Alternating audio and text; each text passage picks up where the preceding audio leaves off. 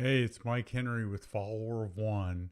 I'm recording another podcast or a live devotional episode, and I'm using YouTube, and I'm trying to stream more of these things live. Mostly because I want to do this spontaneously. I want to think about what I believe about the scripture and about a verse, and then apply that to my life. And so if you're hearing this on our podcast, you can also check out our YouTube channel and learn more about and watch the different live streams that we're doing. But this is for our podcast listeners and our live stream listeners. Today's passage is a verse that talks to me and challenges me, and I wanted to share it with you.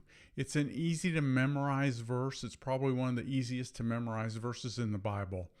1 Thessalonians 5:16. The verse simply states, "Rejoice always." It's very convicting to me because he goes on in this passage to say that all of our circumstances are within God's will, and therefore we should rejoice all the time. Do you rejoice all the time? I confess, I've been struggling through this whole experience. The last few weeks I've been struggling with things regarding this ministry and how I can help achieve my goals for growing things and doing things in this ministry, Follower of One, and also in my relationships with people that I work with in consulting gigs and things like that. There's just a lot of struggle that's been going on. And what I've noticed is the challenges don't seem to go away, and yet the command to rejoice always is present in my mind. I can't not remember that verse. It's too simple. 1 Thessalonians 5:16, rejoice always. You think about it for just a few minutes, you'll have a new memory verse in your belt. But the challenge to rejoice in every circumstance, to rejoice and to trust God under every circumstance, that's a difficult challenge. Imagine the idea that we would be able to experience joy under any circumstance. That's a bold challenge and a bold command for our faith, and something that we need to take seriously. I want to trust God enough that I can experience His joy.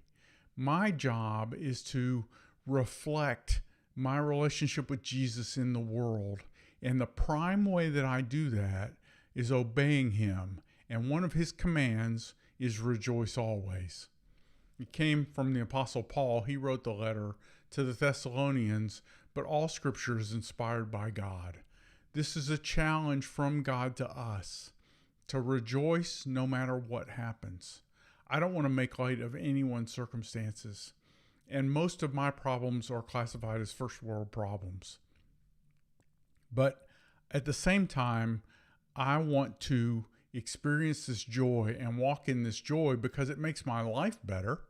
It makes even the difficult times of my life better, but it also shows my faith in Jesus and my trust in Him. So today I didn't even pop up my little verse thing on the screen because I'm just concentrating on talking. My excitement here is this: we can choose to rejoice. This is up to us. This part is within our control. As a believer in Jesus today, choose to rejoice and choose to trust Him and do what He says. And if you get a chance, check out our website, followerofone.org, where you can sign up to go on a marketplace mission trip. We're an organization that's designed to help believers live their life as a full-time Christian. I wanted to be a full-time minister, and this is how I do it. My full-time ministry is helping other people move one notch closer to Jesus, regardless of the circumstances in which I find myself. I want to challenge you to live your faith on a full-time basis too. Let's begin by rejoicing always. Thanks very much.